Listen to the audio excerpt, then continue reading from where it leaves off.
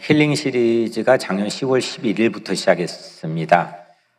그래 5개월 보름 정도가 지난 건데요. 보름 모자란 반년이 벌써 지났습니다.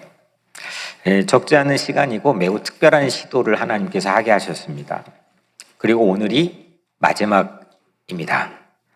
오늘이 이제 마지막 그 시간인데 그동안 이 거의 반년에 가까운 시간 동안 하나님께서는 우리 각자의 내면에 치유의 씨앗을 뿌려주셨다고 저는 생각하고 확신합니다.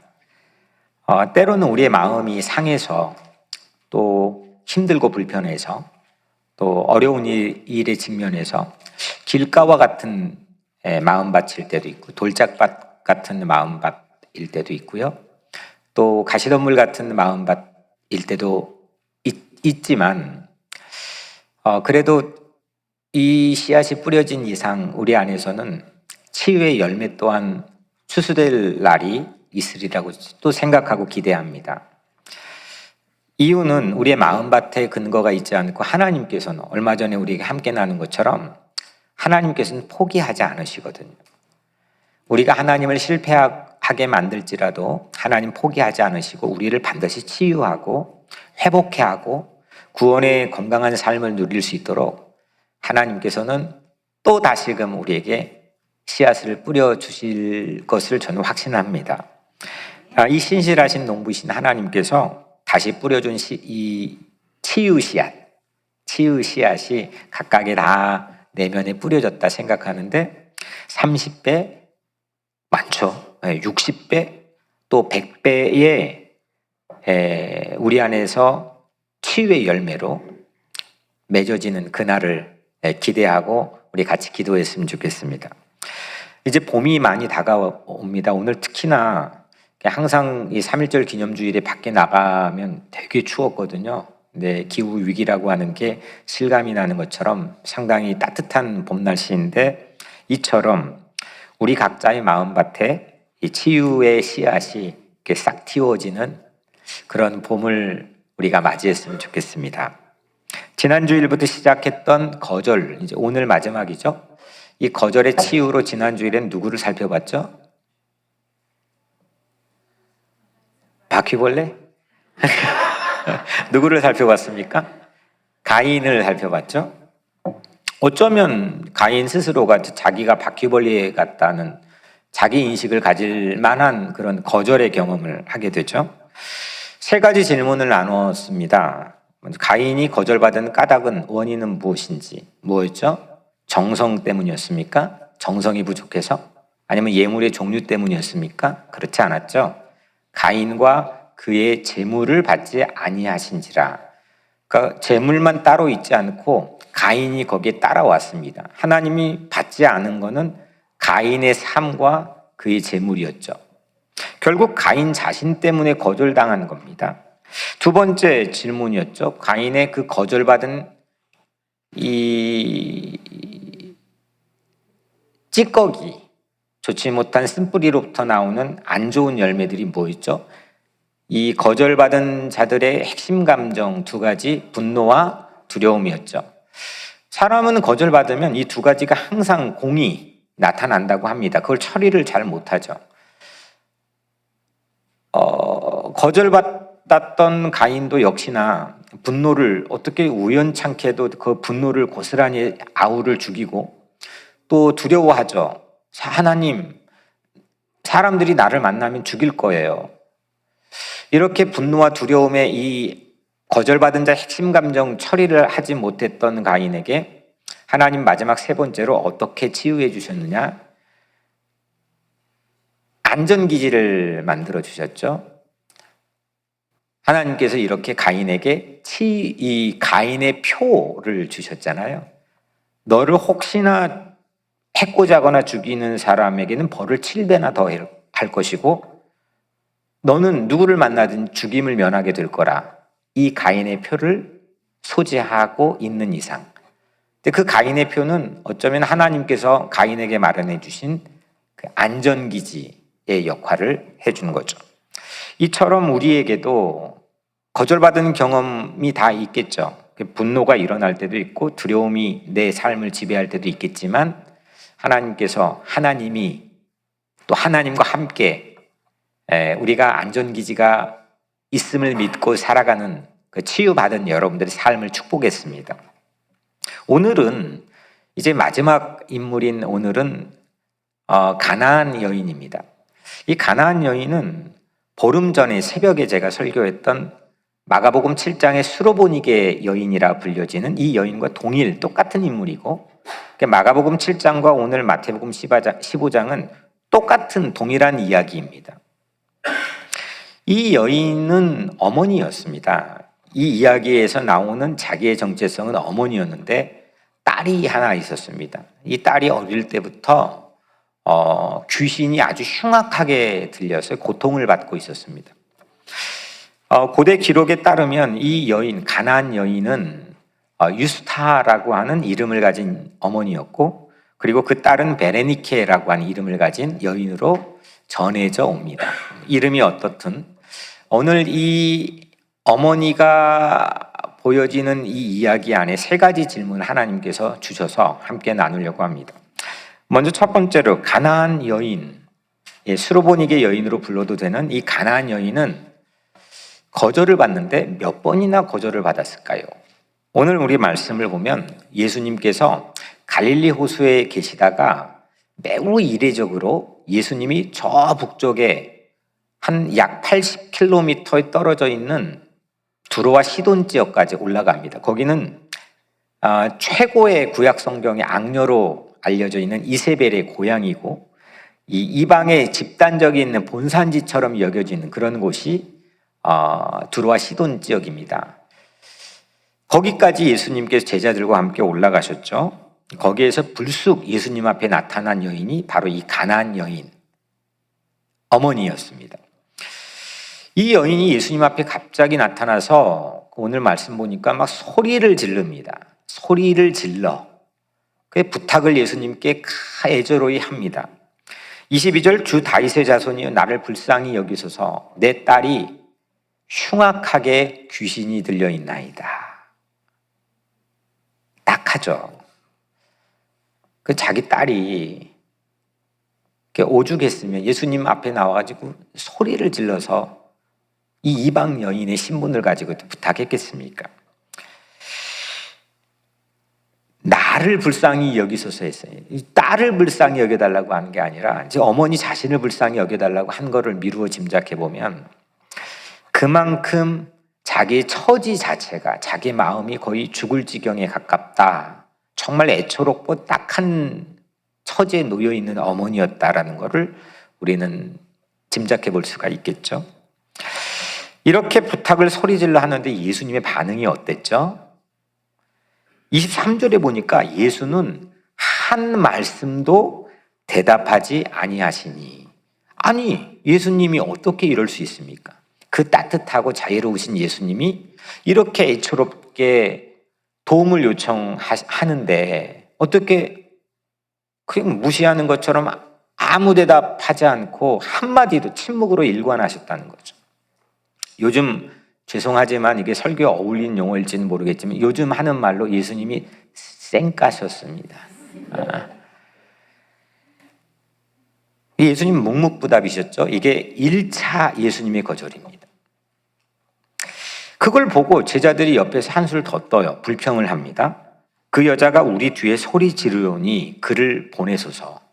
그러니까 너무 귀찮습니다. 우리 뒤에서 소리 지르니까 너무 성가십니다. 빨리 예수님 이 여자 떨치게 좀 보내주세요 라고 제자들이 오히려 한술 더 떠서 이 거절에 한 숟가락을 더 보태죠. 예수님이 다시 재차 거절을 하십니다. 24절 나는 이스라엘 집이 잃어버린 양 외에는 다른 데로 보내심을 받지 아니하였노라. 이 말을 잠깐 생각해 보면 이스라엘의 잃어버린 양, 그러니까 유대인들에게 먼저 나는 보냄을 받았기 때문에 지금 나는 이것만으로도 집중을 해야 되는, 너무 바빠, 너에게 마음 쓸 겨를이 없어, 이런 뉘앙스가 담겨 있겠는데, 우선 이스라엘의 잃어버린 양이라면 예수님을 받아들인 유대인이에요? 예수님을 거절한 유대인이에요? 그렇죠? 잃어버렸다는 건 길을, 그러니까 하나님 보낸 나 자신의, 예수님 자신의 이 모든 거를 거절한 사람을 우리는 잃어버린 양이라고 예수님 쓰잖아요. 그러니까 이걸로 보면은 예수님을 거절했던 잃어버린 양의 위치보다, 지위보다도 이 가나안 여인은 더 못한 거죠. 아니, 예수님을 거절한 사람보다 더 못한 취급을 받는 겁니다. 너는 안 돼. 그러니까 2차 거절은, 예수님의 이 2차 거절은 1차 거절에 비해 더 가혹하고 강력한 것 같아요. 이제 여인은 성경을 보니까 절을 하면서 애원을 합니다. 야, 이 정도 되면 뭐 우리 같으면, 나 같으면, 야, 그래? 정말 너무 깨끗하다. 에이 하고 내가 다시 보나봐라 하고 그 자리를 떴을 것 같은데, 이 여인은 절을 하면서 또 애원을 합니다. 예수님은 오늘 말씀에 아주 강력한 KO 펀치를 날리듯이 거절을 합니다. 26절이죠. 자녀의 떡을 취하여 개들에게 던짐이 마땅하지 아니하노라. 이런 얘기 들어보셨습니까? 이 말은 이 가나안 여인이 뭐라는 겁니까? 개. 그러면 그 딸은 뭡니까? 여튼 이건 당시에는 이게 큰 개는 아니고 이 헬라어 단어 자체가 작은 애완견 같은 개를 말하긴 하지만 여하튼 이유를 막론하고 개 취급을 받은 겁니다. 자녀, 이게 지금 이 이스라엘 백성인 하나님이 자녀들의 입에서 빵을 빼앗아서 너 같은 개들에게 던져주는 것 옳지 않다. 이렇게 문전박대를 했습니다. 이 3차 거절은 모멸감까지 여인에게 안겨줬겠죠. 이런 거절을 여러분들 받는다면 어떻겠습니까? 잠 못 자죠.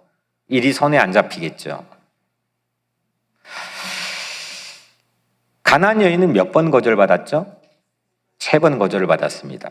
제자들이 거절을 한 것, 그걸 1-2로 치자면 여튼 예수님의 거절만 보면 3번이나 점점점 더 강하게 이 여인은 거절이라는 걸 받았습니다. 오늘은 이 예수님이 왜 거절했는지, 이 거절의 원인은 약간 실루엣 처리를 해서, 그러니까 거기를 집중하지 않고 거절받은 이 여인의 입장에서만 우리가 보려고 합니다. 이유는 제가 보름 전 새벽에도 말씀드렸을 뿐만 아니라 지난주 가인에게서 거절받은 원인에 대해서 우리가 자세히 살펴봤기 때문에, 그럼에도 불구하고 이 언급을 해야 될 거는, 이 설교를 준비하면서 이게 권위 있는 어떤 설교나 아니면은 그런 책들을 이렇게 쭉 보니까 대부분은 왜 이 여인이 거절받았는지를 밝히는데, 여인이 요청했던, 예수님이 요청했던 방식이 잘못됐다, 이렇게 얘기합니다. 그래서 거절받았다는 거죠. 그러니까 우선 예수님은 무조건 옳다라고 하는 걸 가정하고 찾아보려니까 보이지가 않으니까. 근데 다른 복음서 안에서 다른 유대인들, 이방인 말고 유대인들이 예수님에게 요청했던 그런 방식과 비교해 보니까 어떤 거는 토시 하나 틀리지 않고 동일합니다. 이 여인이 요청했던 방식 때문에 거절당했다고 하는 건 약간 이유가 궁색하겠죠. 비천한 신세였던 이스라엘 백성들을 하나님이 선택해가지고, 뭐 잘 나가는 이스라엘 백성이 아니었습니다. 노예였고 또 어중이 떠중이었고, 이런 이스라엘 백성들을 선택해서 하나님이 그들을 구원하시고 그들의 구원을 통해서 세상 땅끝과 열방을 향해서 하나님의 구원을 이루시겠다. 이게 계속 반복되어 왔던 약속이잖아요. 구약부터. 이걸 예수님은 이루시기 위해 온 거죠. 1.1획도 다르지 않게끔 이루시려고. 그래서 하나님을 거짓말하는 분으로 만들지 않고 신실하신 하나님의 약속을 이루기 위해 오셨기 때문에 여튼 예수님은 오늘 이 여인에게 대한 게 여인을 차별했거나 이방인이라고 하는 이유로 혐오했거나 또 그가 드렸던 방식 자체만으로 그를 터부시하고 밀어냈거나 그건 아니라는 거죠. 그럼에도 불구하고 거절한 입장에서는 편견이나 혐오나 차별이 아닌 거는 예수님이 그렇게 한 거는 분명 아니었지만 거절받은 가나안 여인의 입장을 생각해 보면 이거는 편견이나 혐오나 차별로 충분히 받아들일 여지가 있지 않겠습니까? 그걸 오늘 우리에게 느끼게 해주고자 하는 의도도 오늘 이야기 안에 담겨 있다고 생각을 합니다. 우리도 가나안 여인처럼 인종으로 차별을 받을 때가 있죠.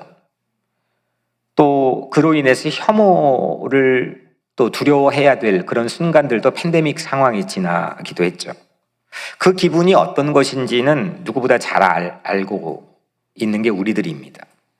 우리 자녀들 영어 잘하니까 뭐 학교 가서 잘 지내겠지 하지만 우리의 자녀들이야말로 인종으로 거절을 우리보다 훨씬 더 그 한복판에서 경험할 개연성이 좀 많다 생각하고 때론 학교를 입학하려고 했는데 학교가 거절하고 또 직장이 거절하고 또 친구들이 성장하는 과정에 거절하는 그런 경험들을 우리 자녀들이 했겠죠. 요즘은 저도 글을 하나 읽어보니까 카톡에서도 거절감을 종종 맛본다고 해요. 이렇게 사람들이 모여있는 카톡방에 내 글을 올렸는데 다른 사람은 전부 이모티콘을 달아주는데 나만 안 달아줘. 그때 참 서운하고 참 거절감을 맛본다는 거예요. 충분히 일리가 있는 얘기죠. 거절은 여러 가지 다양한 측면에서 어쩌면 우리 인생의 숙명일지도 모르겠다 생각이 듭니다. 만약 이 가나안 여인이 예수님께 거절받았어요. 3번이나 받았죠. 근데 거절을 받은 채로 그냥 발길을 돌려버렸다면 그 여인의 삶은 어땠을까요? 정말 딸이 아픈 것 이상으로 자기 삶은 늘 이렇게 벽에 부딪혀서 좌초되는구나. 그 거절감을 가지고 더 깊은 나락으로 떨어졌을 확률도 많겠죠. 그가 인지하지는 못했을지라도 그 거절받은 그 상처가 자기 삶에 부정적으로 딸에게도 고함을 지를 수도 있고 또 화가 날 수도 있고 그런 어떤 거절감의 영향들이 삶에서 나타날 수도 있었겠죠. 그냥 그 거절받은 채로 해결되지 않고 발길을 돌렸다면 우리도 마찬가지로 그런 거절을 받았을 겁니다. 근데 그 거절을 안고 그냥 발길을 돌려 산다고 가정해 본다면 우리에게도 내가 인지하지 못한 내 내면의 쓴뿌리가 우리 각자의 삶에 분명히 영향을 준다는 게 우리가 지난 시간까지 살펴봤던 그런 하나의 이론이기도 하고 또 많은 그 사례들에서 모아놓은 하나의 중요한 원리이기도 하다는 거죠. 여러분들은 어떻게 거절감을 가지고 이걸 핸들링하며 사십니까? 두 번째 질문은 이 가나안 여인이 그러면 그 3번에 걸쳐 받은 거절을 어떻게 반응했습니까? 먼저 거절을 치유하는 그런 심리 치유 방법을 하나를 소개를 하려고 합니다. 게슈탈트 심리치료라는 것은 아주 유명한 독일에 시작된 유명한 심리치료 방법인데 거기 안에서의 권위자인 이 게슈탈트 심리치료의 권위자인 제이 얼리라고 하는 사람이 처음 주창했던 치료 방법, 그러니까 이름이 실험행동입니다. 실험행동. 그냥 말 그대로 실험하기 위해 행동하는 겁니다. 이거는 뭐냐면 거절의 상황을 가상의 시나리오로 설정하고 실험을 해보는 겁니다. 거절되는 가상의 시나리오들은 아까 카톡 또 여러 가지가 있겠죠. 그걸 만들어서 그 순간에 거절되는 상황에서 내가 어떻게 반응을 하는지 그걸 실험해 보는 건데, 우리 안에는 부정적으로 반응하는 요소만 있지 않고 이 게슈탈트 심리치료 방법에는 내 안에는 어딘가 깊이 구겨져 넣어놨던 뭐든 빛을 보지 못했던 긍정으로 반응하는 요소가 내 안에는 반드시 있다는 겁니다. 그걸 끄집어내서 나하고 접촉하게 만드는 게 이 실험 행동이 가지고 있는 목적입니다. 우리 교재에서 소개하고 있는 가상 시나리오를 제가 좀 서머라이즈해서 그 실예를 잠깐 소개를 하겠습니다. 학생 역할을 하는 사람과 선생님 역할을 하는 사람이 있습니다. 역할극인 거죠. 학생이 이 방 바깥에서, 선생님이 있는 방 바깥에서 노크를 합니다. 선생님 찾아갈 때 그도 많이 생각하고 꼭 필요한 일로 용기가 있어야 이렇게 노크할 수 있지 않나요? 저는 예전에 그랬던 것 같아요. 근데 선생님이 퉁명스럽게 방문을 열었어요. 학생이 이렇게 말합니다. 선생님, 상담할 게 있어서 왔는데요. 시간이 어떠신지요? 선생님이 그런데 이렇게 답해요. 지금 바빠. 시간이 없어요. 미리 연락 없이 오면 어떻게 해요? 다음에 오세요. 여러분들 어떨 것 같아요? 선생님이 그렇게 방문을 닫아버렸습니다. 여러분이 만약 학생이라면 다시 녹화할 수 있을까요? 그냥 돌아갈까요? 이 거절당한 직후의 이 찰나, 이 상황이 실험 행동의 클라이막스입니다. 어떻게 이 긍정의 반응들을 끄집어내 나와 접촉하게 만드는가. 힐링 타임인 거죠. 그런데 학생은 이 실험, 가상의 시나리오로 실험한 사례에서는 학생은 다시 노크를 합니다. 용기를 낸 거죠. 선생님 방문을 열고 이렇게 말합니다. 어떻게 말했을 것 같아요? 학생, 아직 안 갔네? 시간 없다고 했잖아. 이 친구 막무가내군. 선생님이 이번에는 일부러 꽝 소리가 나도록 방문을 세차게 닫는 게 그 시나리오의 이 지문입니다. 여러분들이 학생이라면 이 상황에서 어떻겠습니까? 다시 용기를 낼 수 있겠습니까? 쉽지 않을 것 같아요. 저 같은 경우. 그런데 학생이 이 시나리오대로는 또 노크를 해야 됩니다. 가상의 역할을 맡은 선생님이 그 순간 눈시울이 뜨거워집니다. 그 사례 안에서 나타났던 일인 거죠. 그리고 그걸 집단 치유로 그 그룹 안에 속해 있던 사람들이 감동을 다 합니다. 그리고 문을 열고 그땐 시나리오의 바깥에서 모든 그룹원들이 그 학생 역할을 맡은 사람을 뜨겁게 환영해 줍니다. 이걸 저는 먼저 여러분들의 가정에 가서 한번 해보면 좋을 것 같아요. 실제로 진지하게 자녀들하고 그 부모가 먼저 거절받은 학생의 역할을 하던 자녀에게 하던 이걸 서로 신뢰할 수 있는 관계인 가족 안에서 네가 바깥에 나 거절받은 상황에서는 어떤 반응을 할지에 대해 같이 공유하는, 그리고 격려해주고 기도해주는 시간을 가져볼 기회가 되겠죠. 또 오늘 투게더 모임에서 하도록 어제 가베들과 함께 교육을 했거든요. 그런데 여러분들, 이 실험 행동에 사용했던 이 가상의 시나리오, 오늘 읽은 성서판에 나와 있는 가나안 여인과 너무 흡사하지 않습니까? 일종의 가나안 여인은 우리가 이제 이 실험 행동의 렌즈로 보면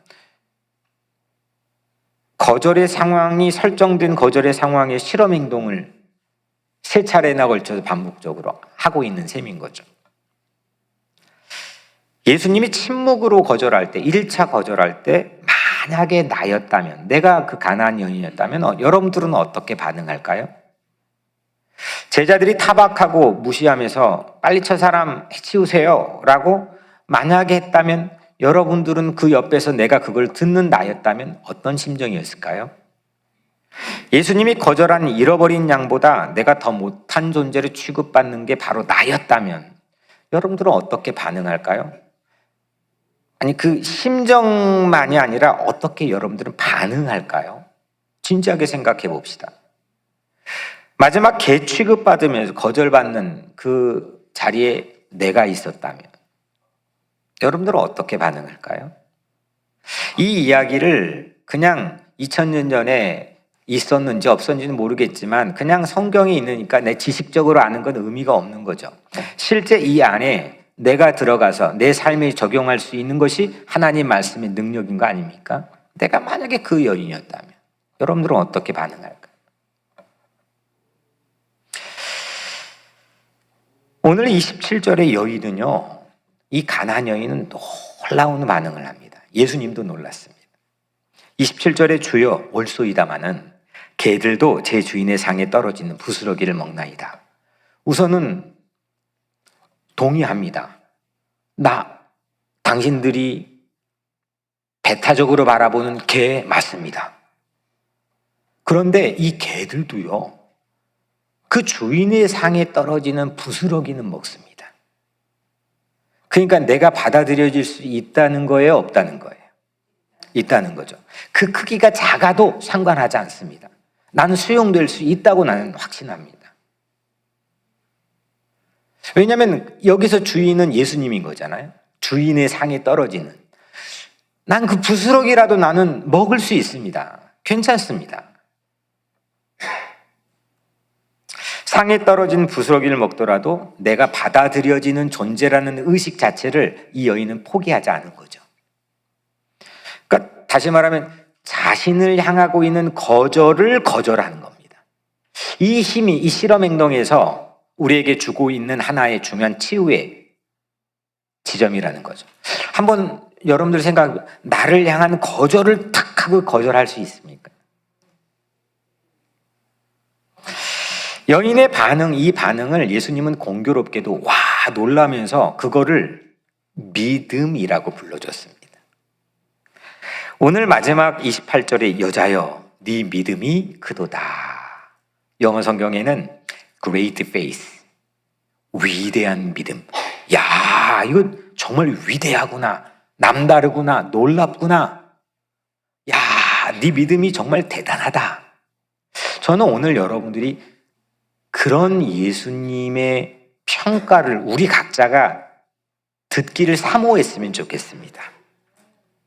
가나안 여인은 자기에게 받았던 거절을 불리하게 적용을 보통 사람들은 하거든요. 내가 받은 부정적인 거는 불리하게 나에게 적용을 해서 문제인데, 이 여인은 그 자기에게 온 거절을 유리하게 자기에게 적용을 했다는 겁니다. 이게 이 여인이 가지고 있는 매우 영적으로 스마트한 지점인 거죠. 불리한 걸 유리하게 적용할 수 있는 힘이 뭐냐? 그건 자기가 끈기 있게 포기하지 않아서가 아니라 그 예수를 그만큼 믿었다는 거죠. 신뢰했다는 겁니다. 거기에서 이 힘이 나온다는 것을 오늘 이 본문은 얘기하는 겁니다. 내가 믿지 않고 내가 부스러기라도 당신은 나를 용납하고 수용해 줄 겁니다 라고 하는 것을 믿지 않고서는 이거는 한 번에 그냥 침묵하면 뒤돌아서 가버릴 수 있는 우리의 기본적인 본성과 크게 다르지 않았을 거라고 생각하거든요. 근데 예수를 믿었습니다. 예수를 신뢰했습니다. 어떤 불리한 상황도 자신을 부스러기만큼이라도 수용해 줄 수 있는 그 예수님을 내가 수용하면, 내가 받아들이면, 내가 누군가에게 받아들이는 존재라는 유리한 적용을 할 수 있게 된다는 거죠. 오늘 여러분들이 그런 힘을, 그런 믿음의 힘을 갖게 되기를 주의 이름으로 축원합니다. 믿음이라는 것은 결국 자기 수용을 긍정적으로 하게 도와줘요.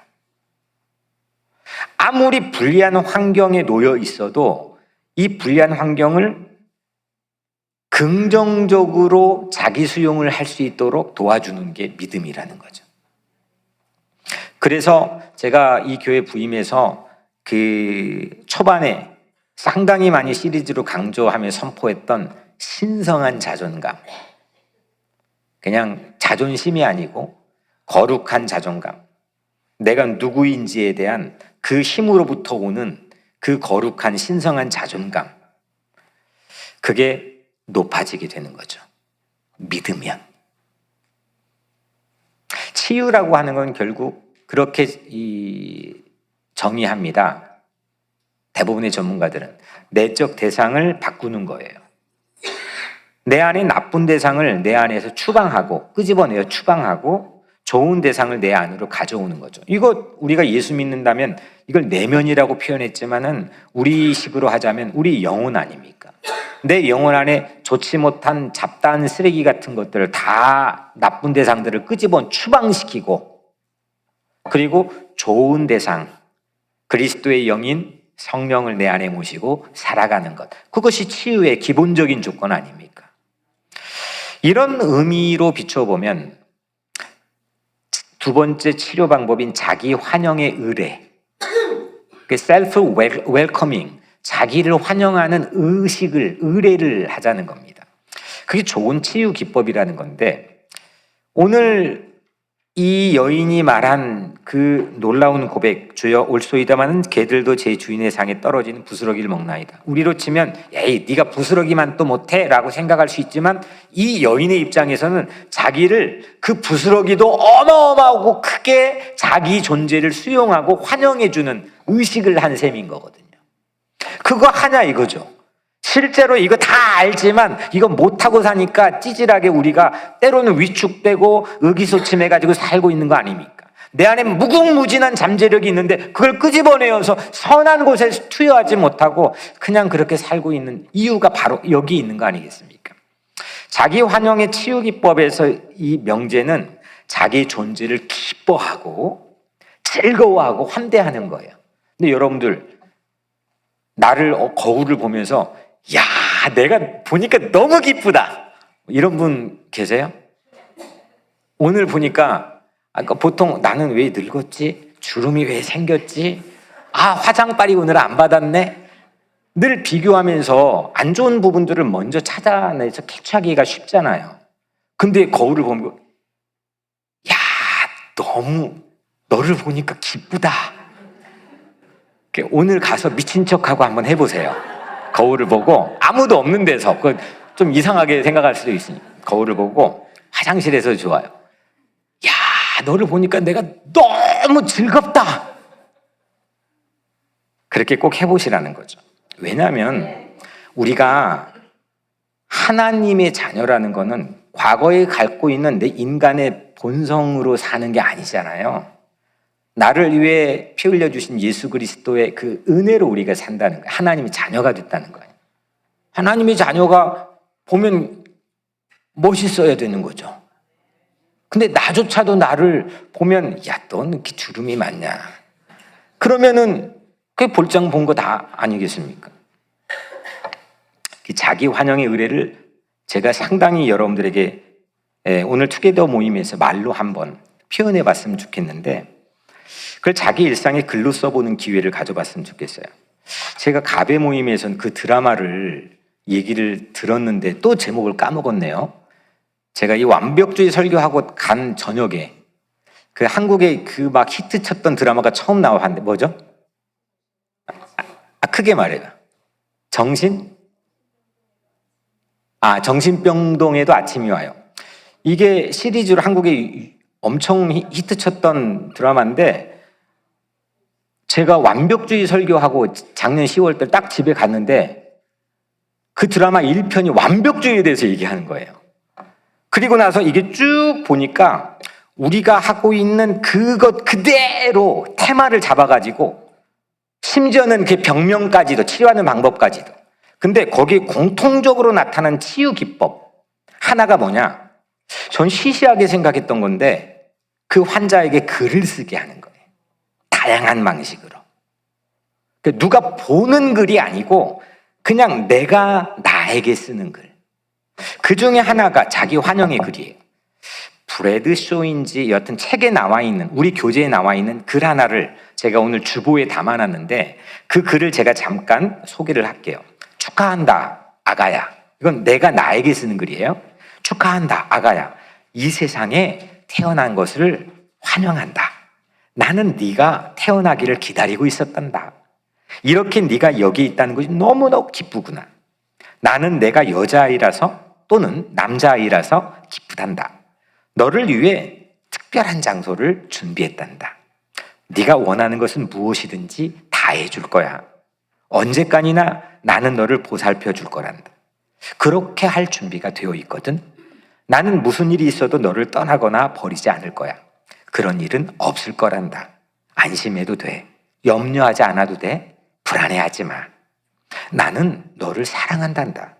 난 늘 너와 있기를 원하거든. 나는 너와 시간 보내는 것을 좋아하거든. 세상 어디에도 너와 같은 아이는 아무도 없단다. 알고 있니? 내가 태어났을 때부터 하나님이 웃으셨단다. 하나님이 너를 보시고 정말 좋아하셨단다. 이걸 나에게 글을 쓴 사례인데, 이건 여러분들의 표현으로 글을 써보시고 오늘 모임에서 자기 말로 해보라는 거죠. 이 글은 물론 이 심리학 치유 기법의 자기 환영의 의뢰에 소개된 그런 글이지만, 이 글을 제가 반복해 일부러 써봤어요, 몇 번. 그런데 이건 하나님이 우리 각자에게 들려주신 자기 환영의 글이라고 생각해요. 하나님께서 이렇게 바라보지 않을까요? 오늘 가나안 여인도 부스러기 자기 환영의 글을 썼던 거죠. 거절의 상황에서 자기를 환영하는 이 긍정의 힘을 우리 놓치지 않을 수 있는 것은 결국 믿음이 우리에게 선물해 주는 거라고 저는 확신합니다. 우리도 하나님을 믿는 그 믿음을 가지고 자기 환영하고 자기를 수용해 주는 그런 축복된 삶이 되기를 간절히 축원합니다. 마지막 세 번째로 가나안 여인이 반응한 결과가 뭘까요? 믿음으로 반응했어요. 첫 번째 몇 번 거절됐어요? 3번. 그리고 두 번째로 믿음으로 반응을 했어요. 그 결과가 뭘까요? 놀라운 결과인데, 물론 딸이 나왔습니다. 근데 그걸 넘어선 결과를 잠깐 나누려고 합니다. 이 가나안 여인은요, 이방 여인이었잖아요. 이방인으로 복음의 수혜자가 됐잖아요. 근데 이 여인이 일어났던 사건 뒤에 몇십 년 뒤에 초대교회라고 우리가 불려요. 맨 처음 기독교가 생겼죠.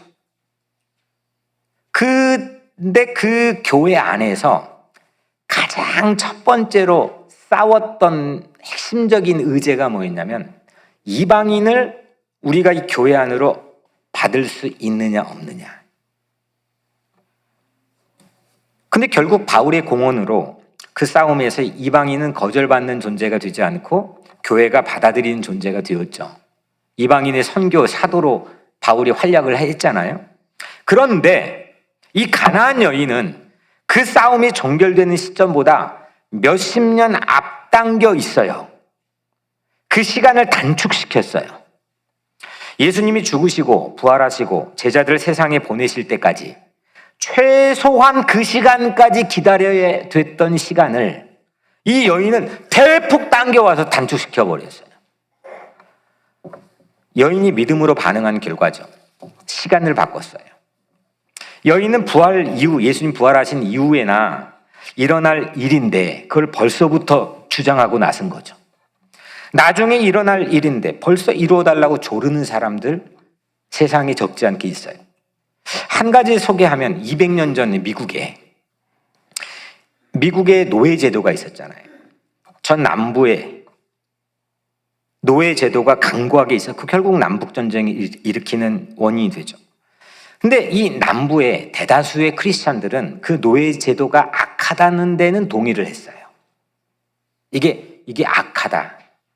그런데 당장 그렇게 하고 싶지 않았어요. 이유는 목화 농장의 경제적 손실을 그들이 만회할 길이 없었거든요. 내가 손해보고 이 일을 앞당겨서 하는 크리스찬들은 하나도, 그냥 이건 당연한 거라고 생각을 했죠. 그런데 당시에 윌리엄 윌버포스와 친구들, 믿음의 친구들이 이게 미래에 일어날 일인데 하나님의 능력으로 현재에도 일어나야 된다고 하는 믿음에 그들이 목숨을 걸었어요. 그리고 목숨을 걸고 기도했어요.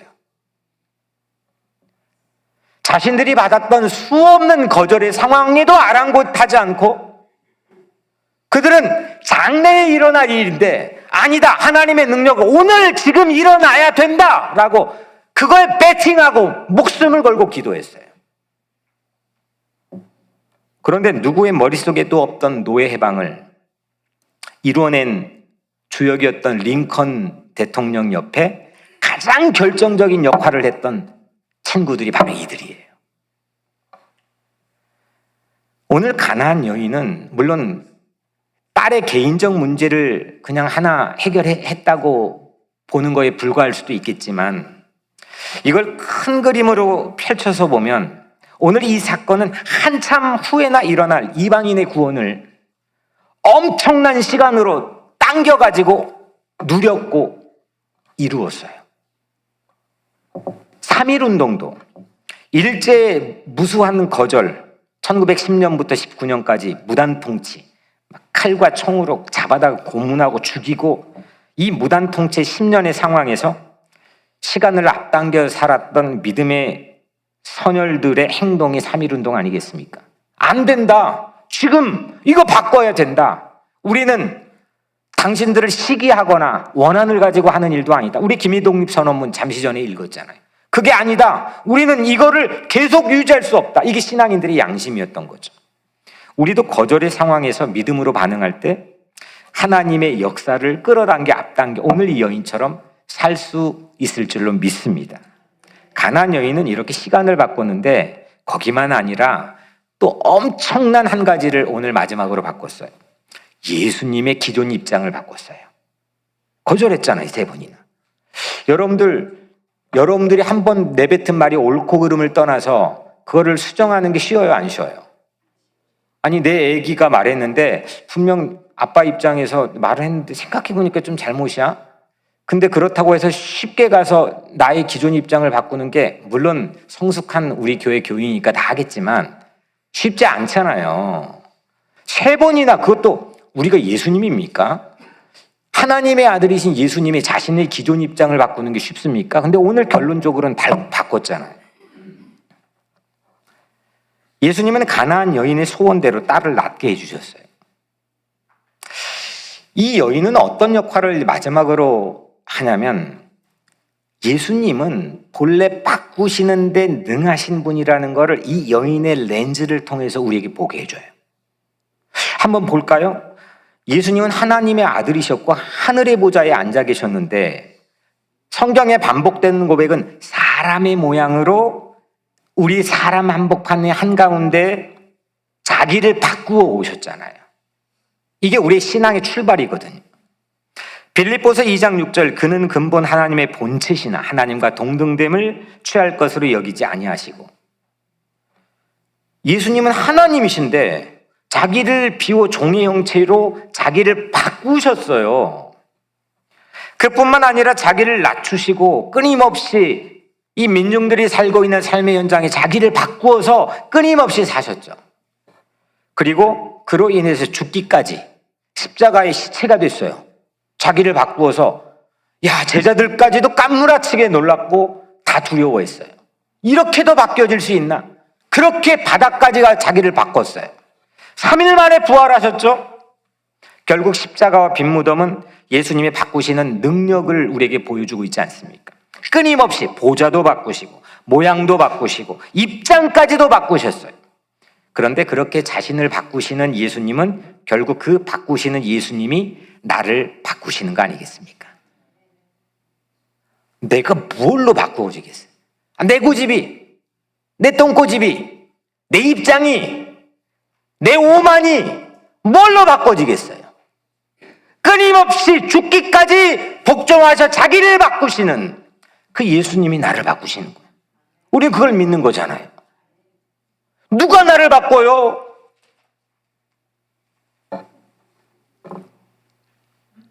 그 바꾸신 예수님이 나를 치유하고 바꿔주시고 변화시켜 주신다는 거죠. 그거를 오늘 이 여인의 렌즈를 통해 우리에게 보게 해주시는 거죠.